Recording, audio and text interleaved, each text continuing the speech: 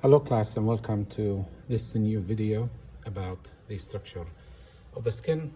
These are the two models that we have here in the class. As you could see, the only difference between this model and this one is the presence of this apocrine gland that we're going to talk about it in a minute. Other than that, this is just another model of the skin. So let me start pointing the structure of the skin and the function of those various structure by starting on this model.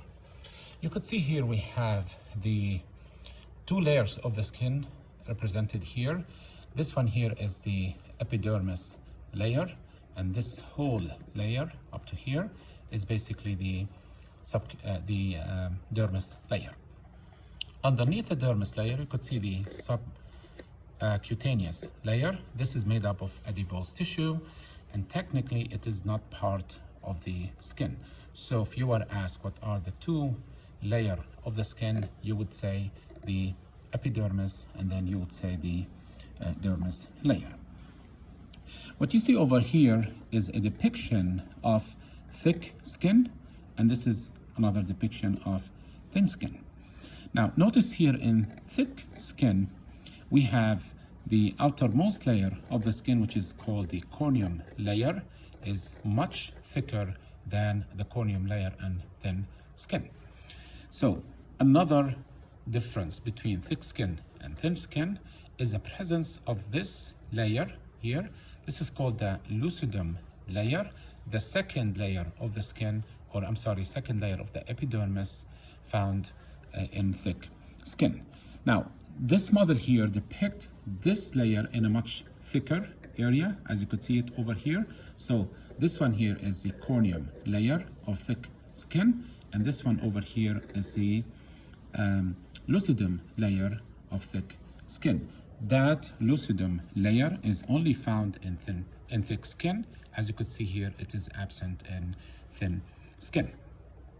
The third layer of the skin, which is depicted over here, as you could see, it's not that much clear, but let's continue posting or pinpointing the different layer of the epidermis. So we mentioned this is the corneum layer, this is the lucidum layer, the second layer in thick skin.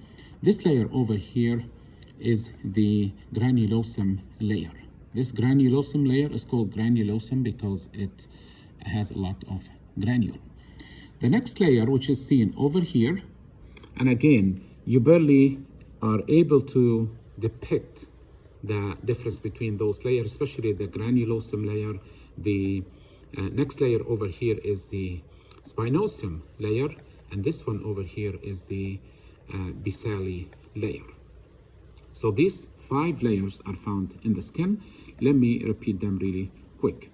This one over here is a depiction of the basale layer. This is a stem layer cell of the epidermis. This layer over here is the spinosum layer.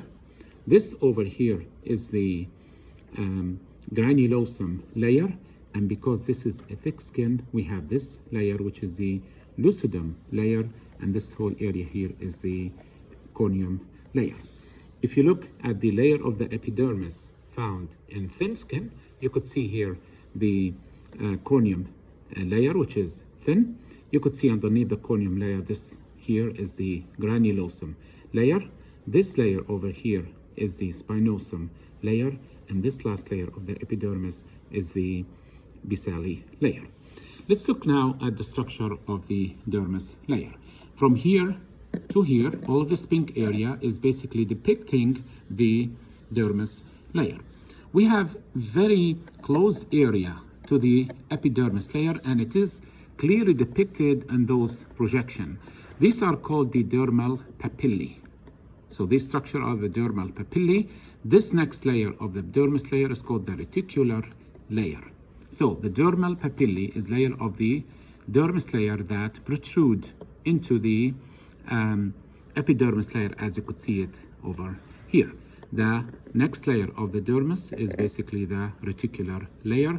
The reason we call it that way because it is a connective tissue layer. In that reticular layer, you could see we have various living structure found in the skin, we could see many different type of gland. We're going to talk about them in a minute. You could see we have the hair follicle. We could see we have some muscles over here, and we have some other gland. So let's look at the structures found in the dermis layer. First, let's look at this gland.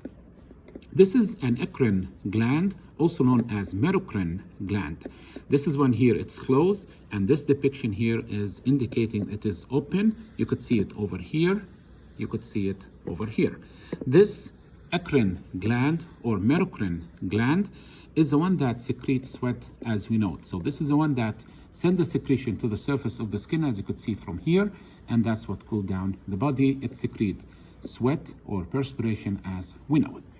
Second type of sweat gland is this big gland over here. This is known as apocrine gland. And this apocrine gland, beside sweat, it secretes some other secretion and also secretes some sex hormone. And this apocrine glands are found only in the groin area and in the axillary area. If you look at the structure of the hair, you could see here we have the hair root. Inside that hair root, we have many different stem cells that multiply, and when they multiply, they push each other over into the hair, and then you could see it over here in the form of hair shaft.